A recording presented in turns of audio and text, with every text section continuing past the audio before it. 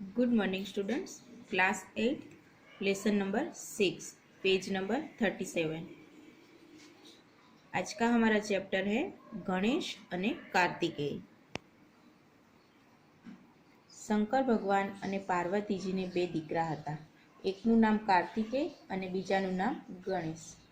બે ભાઈઓમાં ગણેશ દુંદાળા હતા, નાના નાના પગ અને મોટું મોટું માથું। કાર્તિકેય તો હરણની ફાળે દોડે, પણ ગણેશનું પેટ મોટું, પટારા જેવું, દોડવાનું કે કૂદવાનું ફાવે નહીં। એક દિવસ ગણેશ અને કાર્તિકેય વાદે ચડ્યા। એક કહે હું જબરો, બીજો કહે હું जबरो। भगवान शंकर और पार्वती जी को दो बेटे थे। एक का नाम कार्तिकेय और दूसरे का नाम गणेश।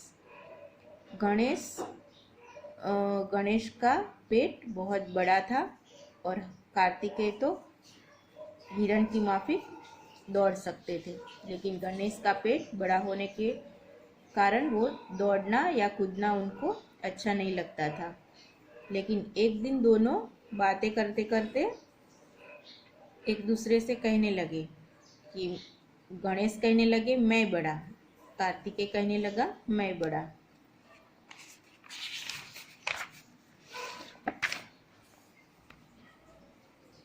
बेवने लड़ता जोईने पार्वतीजी बोल्या, तमे बेव एक साथे निकळीने आखी दुनिया फरी आवो, 68 तीरथ करी आवो, बेमा जे पहलो घरे पाछो आवे ए जबरो।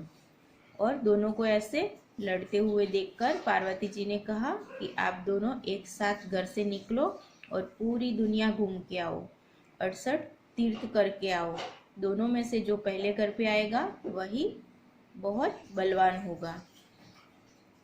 माने पगे लागीने कार्तिकेय तो चाली निकळ्या दुनिया फरवा। एमने चालता सिवाय पवननी जेम ए दौड़े। गणेश बैठा बैठा विचार करे छे, आ कार्तिकेयने केम करीने पहोंची शकाशे।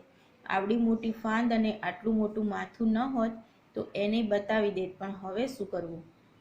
और अपनी माँ के पैर छूकर कार्तिकेय तो निकल पड़े दुनिया घूमने।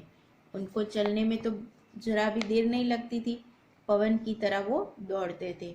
और यहाँ पे गणेश बैठकर सोचने लगे कि इस कार्तिकेय को मैं किस तरह से उससे आगे निकल सकता हूँ। अगर मेरा इतना बड़ा पेट और मेरा इतना बड़ा सर नहीं होता तो मैं उसको दिखा देता, लेकिन अब मैं क्या करूँ। गणेश तो मूंझवणमां पड़ी गया। त्यां एकाएक एमना मनमा एक विचार आव्यो। एमणे माताने कह्युं, माँ અહીં આસન પર બેસો। પછી જઈને એ પિતાજીને બોલાવી લાવ્યા અને કહ્યું, પિતાજી તમે પણ અહીં માતાજી સાથે સિંહાસન પર બેસો। अब गणेश तो बहुत सोच में बैठे थे, तो उनको सोचते सोचते एक अच्छा विचार आया। तो उन्होंने कहा, माताजी आप यहाँ इस सिंहासन पर बैठिए।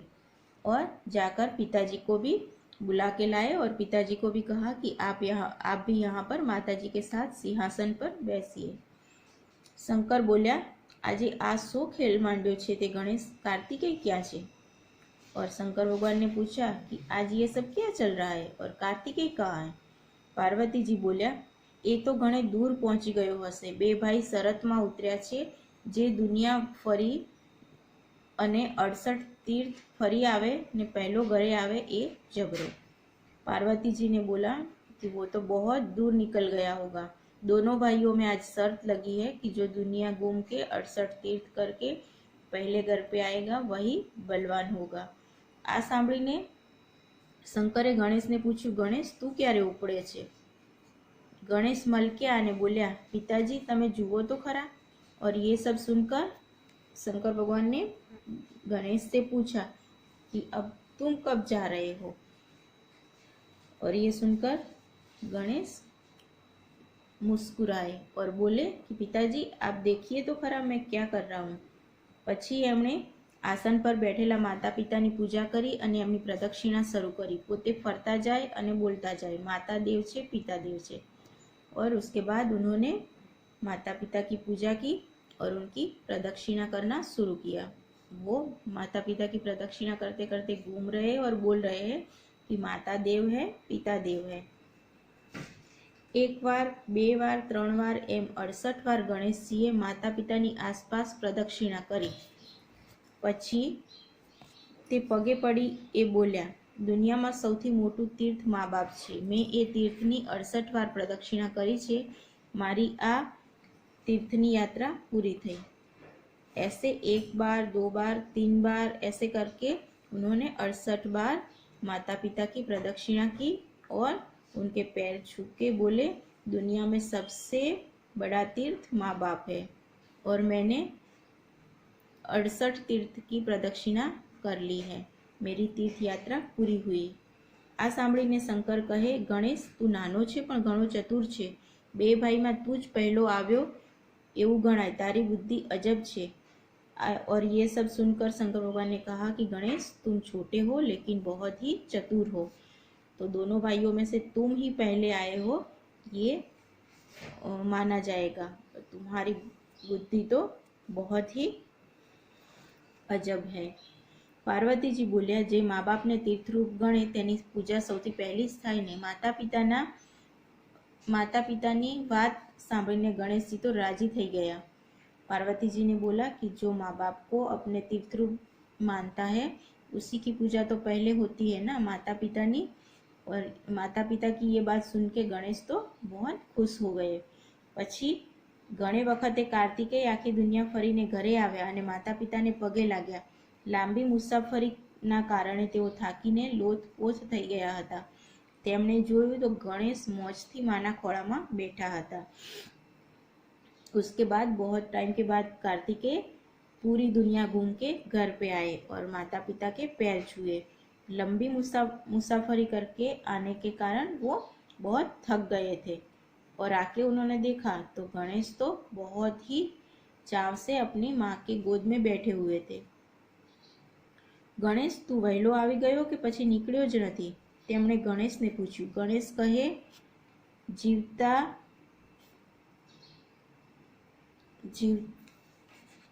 जीवता तीर्थ ते माँ बाप, मैं एमनी पूजा करी छे एटले 68 तीर्थ मने फळ्या। मारी तीर्थ यात्रा तो क्यारनी पूरी थई गई छे। कार्तिकेय ने गणेश से पूछा कि गणेश तुम जल्दी आ गए या फिर निकले ही नहीं? तो गणेश जी ने कहा कि माँ बाप की पूजा ही तीर्थ है और मैंने अपनी 68 तीर्थ पूरी भी कर ली और उसका मुझे फल भी मिला।